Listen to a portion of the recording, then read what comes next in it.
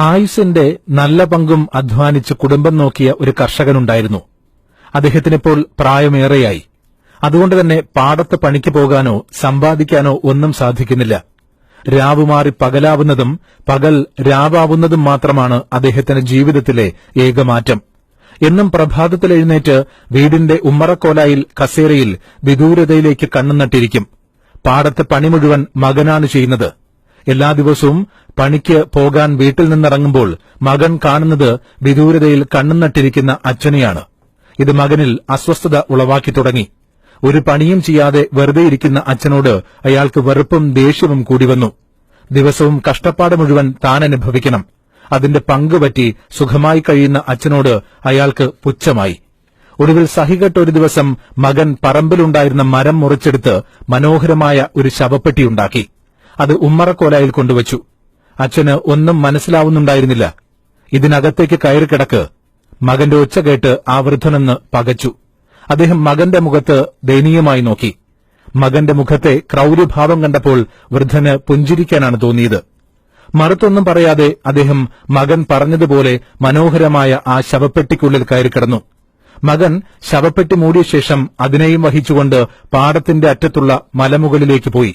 മലയുടെ മറുവശത്ത് അടിവാരമാണ്. അതിനു മുകളിൽ നിന്ന് ശവപ്പെട്ടി വലിച്ചെറിയാനായിരുന്നു മകന്റെ തീരുമാനം. മലയുടെ മുകളിൽ ശവപ്പെട്ടി വച്ച ശേഷം അത് താഴേക്ക് തള്ളിയിടാൻ മകൻ തയ്യാറെടുക്കുകയായിരുന്നു. പെട്ടെന്ന് പെട്ടിയിൽ നിന്ന് തട്ടും മുട്ടും കേൾക്കുന്നു. മകൻ ശ്രദ്ധിച്ചു. പെട്ടിക്കകത്തുനിന്നാണ് മുട്ട് കേൾക്കുന്നത്. അയാൾ അതിന്റെ മൂടി തുറന്നു നോക്കി. അച്ഛൻ അപ്പോഴും പുഞ്ചിരിയോടെ അതിനുള്ളിൽ കിടക്കുന്നുണ്ടായിരുന്നു. യാതൊരു ഭാവഭേദവുമില്ലാതെ മകനോട് സ്നേഹസ്വരത്തിൽ ആ വൃദ്ധൻ ഒരു കാര്യം പറഞ്ഞു. അതുകേട്ട് മകന്റെ ഉള്ളൊന്നു പിടഞ്ഞു. അയാൾ നിലത്തു കുത്തിയിരുന്ന് കരഞ്ഞു. ആ കാര്യം എന്തെന്ന് പറയുന്നതിന് മുമ്പ് അവഗണിക്കപ്പെടുന്ന വാർദ്ധക്യത്തെക്കുറിച്ച് ചിലത് പറഞ്ഞേ മതിയാകൂ. വാർദ്ധക്യം ഒരവസ്ഥയാണെന്നും അത് ഏതൊരു മനുഷ്യനെയും തേടിവരുമെന്നും ഓർക്കാതെയാണ് ഈ അവഗണന. വാർദ്ധക്യത്തിനു നേരെ മുഖം തിരിക്കുന്ന സമൂഹമായി നമ്മുടേത് മാറിക്കഴിഞ്ഞിരിക്കുന്നു. അതല്ലെങ്കിൽ നമ്മുടെ നാട്ടിൽ വൃദ്ധസദനങ്ങൾ പെരുകില്ലായിരുന്നു. നടതള്ളപ്പെടുന്ന മാതാപിതാക്കളുടെ എണ്ണം ഇങ്ങനെ കൂടില്ലായിരുന്നു. അന്യരായി വേഷം കെട്ടി വയോധികരെ വൃദ്ധസദനങ്ങളിൽ ഏൽപ്പിച്ച മക്കൾ ഒട്ടേറെയുണ്ടെന്ന് സംസ്ഥാനത്തെ വൃദ്ധസദനങ്ങളിലുള്ളവരുടെ അനുഭവങ്ങൾ തന്നെ തെളിയിക്കുന്നുണ്ട്. വീട്ടിൽ കെട്ടിയിട്ട മാതാപിതാക്കളെ സബ് കളക്ടർ ഇടപെട്ട് രക്ഷപ്പെടുത്തിയ സംഭവം എറണാകുളം ജില്ലയിലാണ് നടന്നത്. മാതാപിതാക്കളുടെ രോഗം ബാധിതയായപ്പോഴാണ് മക്കൾ ഈ കടുംകൈ ചെയ്തത്. 62-ാം വയസ്സിൽ അമ്മയായി വാർത്തകളിൽ നിറഞ്ഞ ഭവാനിയമ്മ ആരും തിരിഞ്ഞു നോക്കാനില്ലാതെ അത്യാസന്ന നിലയിൽ കിടന്നപ്പോൾ രക്ഷിച്ചത് നാട്ടുകാരായിരുന്നു. വയനാട് ജില്ലയിലായിരുന്നു ഇത്. ഇങ്ങനെ സുരക്ഷിതമല്ലാത്ത വാർദ്ധക്യത്തെപ്പറ്റിയുള്ള വാർത്തകൾ ധാരാളമാണ്. തിരക്കുള്ള ആരാധനാലയങ്ങളിൽ നടതള്ളപ്പെടുന്ന അച്ഛനമ്മമാരുടെ എണ്ണത്തിൽ ഇപ്പോഴും ഒരു കുറവുമില്ല. നടതള്ളൽ സുരക്ഷിതമാക്കാൻ പുതുവഴികൾ പോലും തേടുന്നുണ്ട്. ദീർഘദൂര തീവണ്ടികളിൽ പ്രായമായവരെ രാത്രിയിൽ കയറ്റും. ഉടൻ വരാമെന്ന് പറഞ്ഞു പോകും. മക്കളെയും കാത്തുനിൽക്കുന്നവർക്ക് മനസ്സിലാകില്ല ഇനി അവർ തിരിച്ചുവരില്ലെന്ന്. കാര്യങ്ങൾ മനസ്സിലായി വരുമ്പോഴേക്കും ബന്ധുക്കളുടെ പേര് പോലും ഓർക്കാൻ കഴിയാത്ത വിധം അവർ മാനസികമായി തകർന്നിരിക്കും. ഇന്ത്യയിൽ 60-ന് മുകളിൽ പ്രായമുള്ളവരുടെ ജനസംഖ്യ വർദ്ധിച്ചുവരികയാണ്. 2000-ൽ 76 ദശലക്ഷമുണ്ടായിരുന്ന വൃദ്ധജനസംഖ്യ 2011 ആയപ്പോഴേക്കും 100 ദശലക്ഷമായി.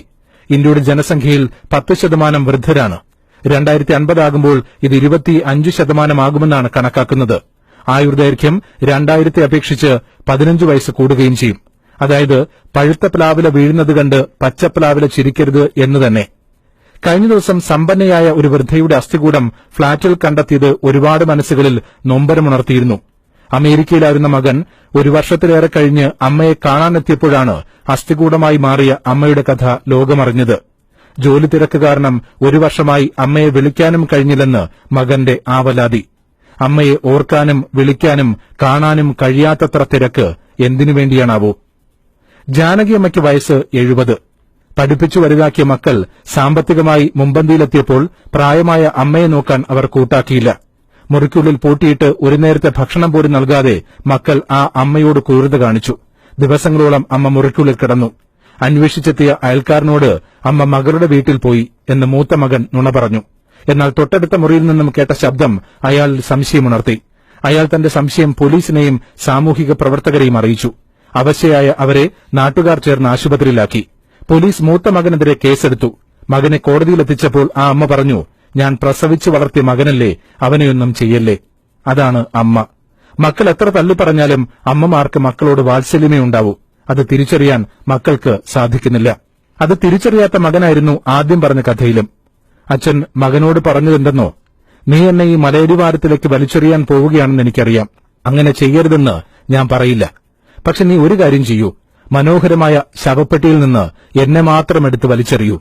ശവപ്പെട്ടി നീ കരുതലോടെ സൂക്ഷിക്കൂ. നാളെ നിന്റെ മക്കൾക്ക് ഉപകാരപ്പെട്ടാലോ.